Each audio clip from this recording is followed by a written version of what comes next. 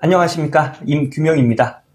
오늘은 전기자기학에서 서로 다른 유전체의 경계의 조건에 대해서 배워보도록 하겠습니다. 이 내용의 결론을 먼저 말씀드리면, 이 공기 중에 전기가 쭉 진행을 하다가 전기와 다른 유전체, 즉 물이나 기름 이런 것들을 만나면 이 전기의 방향이 바뀐다는 얘기예요. 즉 전기가 꺾인다는 얘기입니다. 이런 자연 현상에서 우리가 자격증을 취득하기 위해서 알아야 하는 내용들 오늘 배워보도록 하겠습니다. 오늘 내용 잘 들으시면 전기자기학 이론이나 기출문제 공부하시면서 서로 다른 유전체 경계 조건이 나오면 좀 더 이해하시기가 쉬우실 거예요.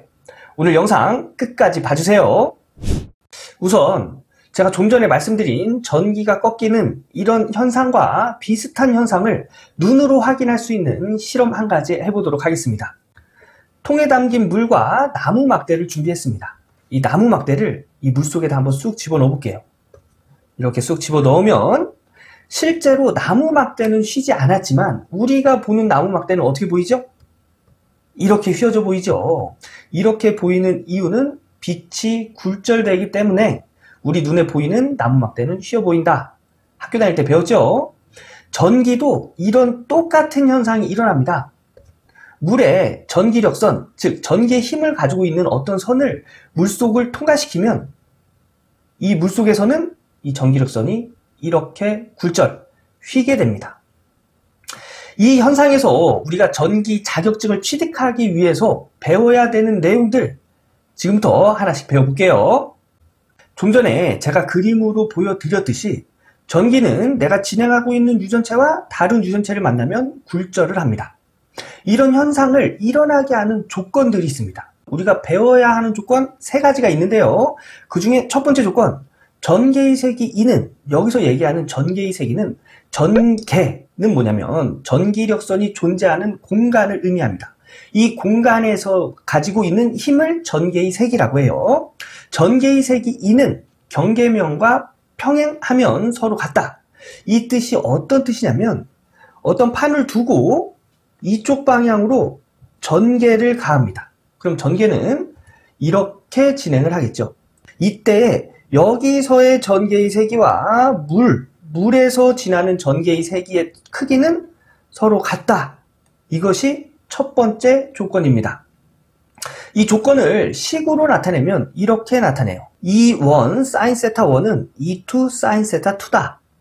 이 공식 굉장히 중요한 공식입니다. 자, E1 곱하기 sin 세타 1. 이거 무슨 얘기냐면 E1 공기 중을 지나고 있는 전개의 세기 E와 sin 세타, 여기서의 세타는 이 경계면과 수직되는 요 선을 0도라고 할 때 이것과 전개의 세기의 각도입니다. 몇 도예요? 90도죠? 그래서 이때 세타는 90도예요. 그럼 여기도 역시 E2의 경계면과 수직이 되는 요 선과 90도의 각을 이루죠? 그래서 식은 이렇게 정리가 되는 거예요. E1의 sin 90도는 E2의 sin 90도와 같다. 근데 우리 90도, sin 90도 몇이죠? 1이죠. 여기도 1입니다. 그래서 즉 E1과 E2는 이 경계면과 수직인 이 선의 수직 방향으로 이렇게 진행할 경우 서로 크기는 같다. 즉 서로 다른 유전체의 이 경계면과 평행하게 진행할 때 그 크기는 서로 같다. 이 평행한 선을 우리는 접선이라고도 이야기합니다. 이 내용이 전기력선이 굴절되는 첫 번째 조건입니다. 그럼 두 번째 조건 알아보도록 할게요. 두 번째 조건, 전속 밀도 D는 경계면과 수직이면 서로 같다.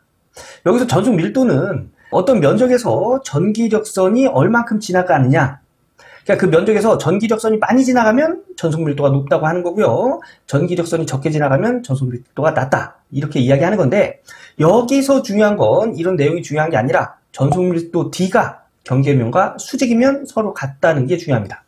이게 무슨 얘기냐면 자, 서로 다른 유전체를 두고요. 전속 밀도를 수직 방향으로 이 방향으로 이렇게 진행시켰습니다.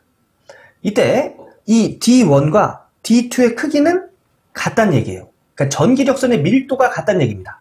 자, 이것을 공식으로 나타내면 D1 코사인 세타 1, D2 코사인 세타 2는 서로 같다. 네, 이렇게 나타낼 수 있고요. 여기서 이 세타는 좀 전에 말씀드렸다시피 이 경계면과 수직을 0도로 했을 때의 각도라고 했죠. 여기 진행 방향이 수직으로 진행했기 때문에 수직인 것과 같지요. 그래서 이때는 각도가 존재하지 않는 0도가 되는 거예요. 그래서 이 상황에서의 식을 정리하면 D1 코사인 세타 0도는 D2 코사인 세타 0도다. 코사인 세타 0도는 1이죠. 1. 그래서 D1과 D2는 서로 같다. 이런 식으로 정리가 되는 겁니다. 여기서 한 가지 더 말씀드리면 이 수직인 선을 우리는 법선이라고도 부릅니다. 전속 밀도가 경계면과 수직이면 D1과 D2의 크기는 같다. 두 번째 조건입니다. 자, 세 번째 조건 볼게요. 세 번째 조건, 상호 유전율의 탄젠트 세타의 곱은 서로 같다. 이게 무슨 얘기냐면 서로 다른 유전체가 있는 상태에서 한쪽으로 전기력선을 이렇게 입사시키면 전기력선은 굴절된다고 했죠. 이 전기력선을 삼각함수로 이렇게 나타내면 탄젠트는 밑변분의 높이 이렇게 되겠죠. 요 밑변분의 높이 값과 이거와 상호되는 유전율을 곱한 값과 여기서도 세타가 여기 있고 직각삼각형을 그리면 밑변분의 높이 이 값이 탄젠트 세타죠. 이 세타 값과 상호되는 유전율을 곱한 값은 서로 같다. 즉 그래서 유전율 1번 곱하기 탄젠트 세타 2 여기서의 탄젠트 값이에요. 그리고 유전율 2번 곱하기 탄젠트 세타 1 여기서의 탄젠트 값입니다. 이 탄젠트 값 서로 곱한 것은 값이 서로 같다.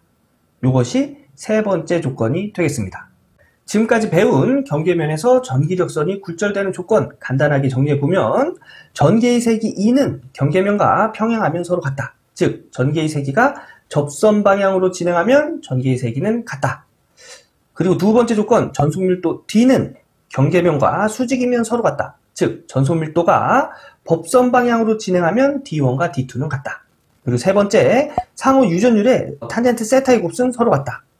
첫 번째 유전율 곱하기 탄젠트 세타 2와 두 번째 유전율 곱하기 탄젠트 세타 1은 크기가 서로 같다. 요 세 가지 조건 꼭 암기해 두셔야 됩니다. 굉장히 중요한 조건이에요. 그리고 기출문제에서 서로 다른 유전체의 경계 조건의 내용을 해결하기 위해선 또 추가 암기해야 하는 공식이 있습니다. 전속밀도는 유전율 곱하기 전개의 세기다. 전개의 세기는 유전율분의 전속밀도다. 이거 굉장히 중요한 공식이니까 꼭 암기해 주셔야 됩니다. 자, 그럼 우리가 배운 내용 가지고 어떤 것들을 알 수 있는지 한번 확인해 볼게요. 전기력선이 굴절되어 빨강 점을 맞췄다. 이때 입사한 전개의 세기가 2V/m라면 빨강 점에 가해진 전개의 세기는 자, 요게 전기력선이에요. 전기력선이 쭉 들어갔는데 유전체가 서로 다른 면에서 굴절돼서 이렇게 빨강 점을 맞췄습니다. 이때 이 서로 다른 유전체를 통과했을 때의 이 빨간 점을 맞힌 전개의 세기는 크기는 어떻게 되겠는가? 요걸 알 수가 있어요. 자, 우리 좀 전에 처음에 배웠던 조건 1번 뭐였죠? 1번 전개의 세기 사인 세타 1은 2번 전개의 세기 사인 세타 2다. 요거 배웠죠? 자, 여기서 1번 전개의 세기가 2랍니다. 그리고 1번 요 처음에 입사한 각도는 30도래요. 그러면 사인 30도가 되겠고요. 굴절돼서 나간 전개의 세기의 각도는 45도랍니다.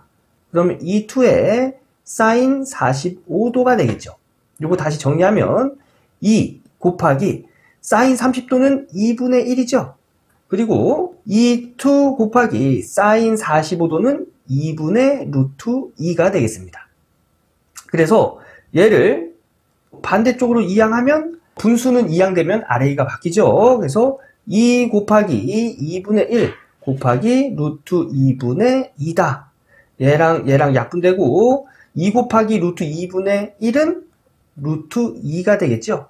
루트 2가 이 2의 크기가 되는 겁니다. 그래서 이때의 크기는 루트 2 단위는 볼트/메타다 라는 걸 알 수가 있는 겁니다. 이렇게 해서 전기자기약 서로 다른 유전체의 경계 조건에 대해서 배워봤습니다. 다음 시간에는 이 내용 가지고 출제 빈도가 굉장히 높은 기출문제 한번 풀어보도록 할게요. 다음 시간에도 기대해 주시고요. 전기기사, 전기산업기사 취득의 지름길 전치모 기억해 주세요. 감사합니다.